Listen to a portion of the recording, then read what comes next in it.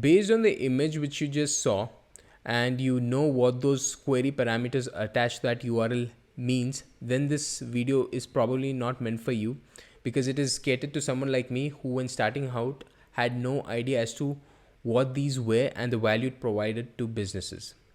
So, for those of you who have no idea as to what this is, it is something called urchin tracking module parameters. And it is used by various analytical tools such as Google Analytics to track user data, such as from where the user is coming in, where the user clicked that led them to your website, etc. And the reason why I say it makes or breaks a business is because businesses can change its strategies to be more effective based on the data it is given, and essentially cut out the things which are not working. So in this video, what we'll be doing is we'll be going over what each of those query parameters are. I'll also show you some real world example as to what platforms are using these UTM parameters, and I'll show you how to configure it in your website, and I'll also show you how it looks after all the installation is done. This is how the URL looks like once those parameters are attached to it. So the first parameter has the question mark, and all the subsequent one has the ampersand sign attached to it. So let's now go in detail on what each of these are. So the first one is the UTM source. UTM source tells us from where the user is coming from which platform are they coming from. So is it Google, is it Facebook, is it Twitter, etc.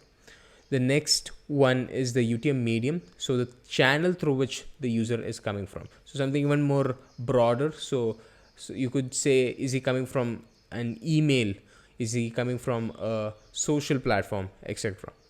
The next one is the UTM campaign, and this is basically the name of the campaign. You could name it anything. It could be something like a winter sale if you have a retail store. And the next one is the UTM term. So this is the term which the user typed in that led them to your website.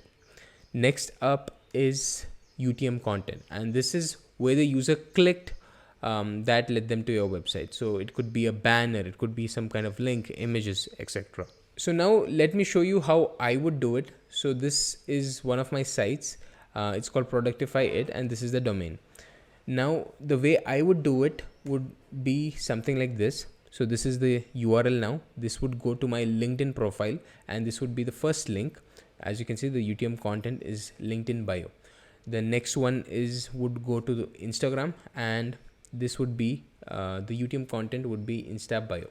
The last one would be YouTube, and it would probably go to this YouTube, and in the description, the UTM content is YT description, so that I know that it's coming from that description part.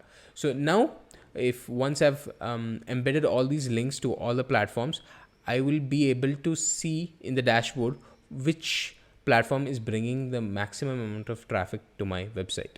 Let me now give you an example as to platforms or businesses that are actually using this. So if I search for Zapier in Google, and if I go here, zapier.com, you can see UTM source being appended here as well. Let me give you another example. So let me open YouTube in incognito, and let me search for iPhone 14. If I go to the first video, which is Marcus's, and if I get an ad here, if I click no more, you can see the UTM source being appended here as well. UTM source, programmatic, YouTube campaign, etc. So this is probably how YouTube validates to the people who are putting out ads on YouTube as to how much traffic or customers YouTube is bringing to their businesses. Let us now quickly go over how to install Google Analytics to your website. This is the page which you'll get once you've logged into Google Analytics. As you can see, there is no data for my website yet. So let us quickly configure it now. I'll close this. I select web, add stream, web. I give in my website name.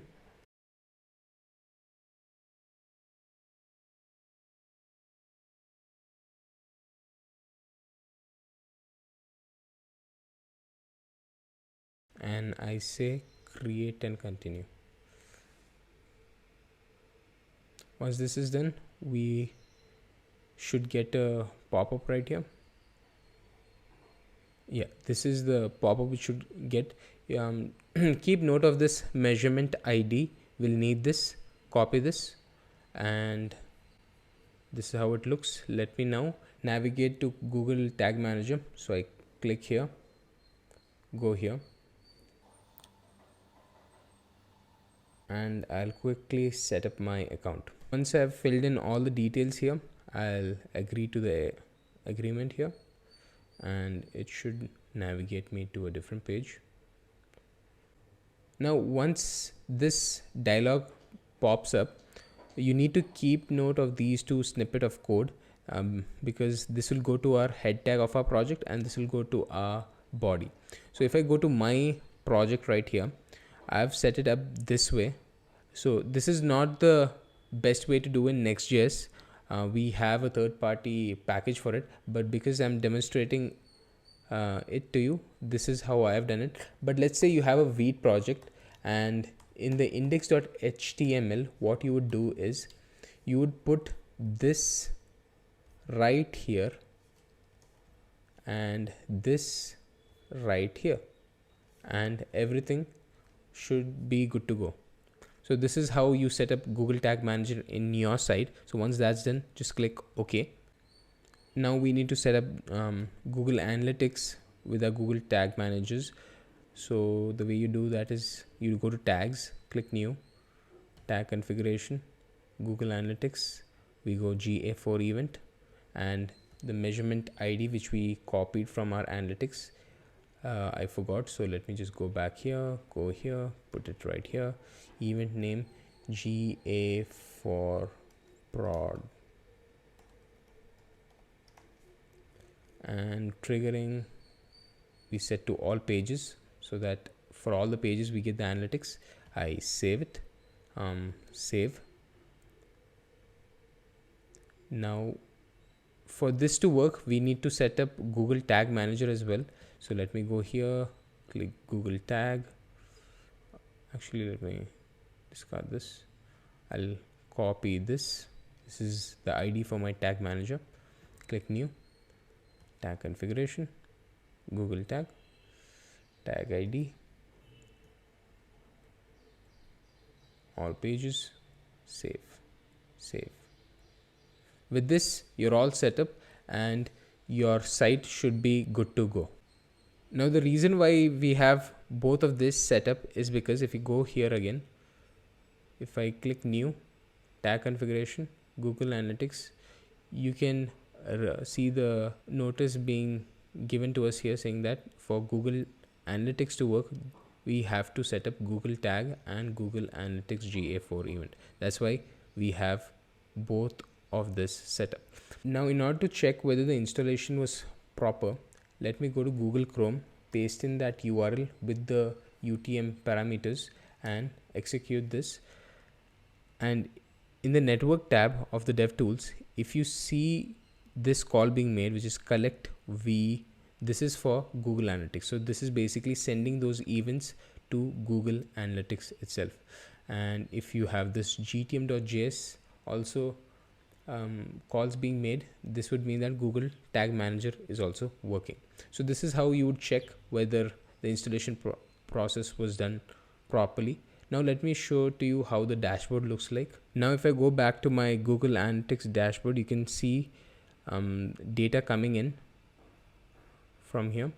And now to check whether the UTM parameters are working properly, you just go to reports here, and in here in your data you can see all those from which channels are the users coming from, direct, organic search, etc.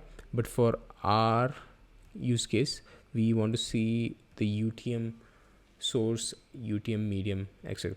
So here you can see you navigate to traffic acquisition, and under this, if I go to UTM session source, that would mean UTM source. So you can see it starts filtering out the results based on those UTM parameters.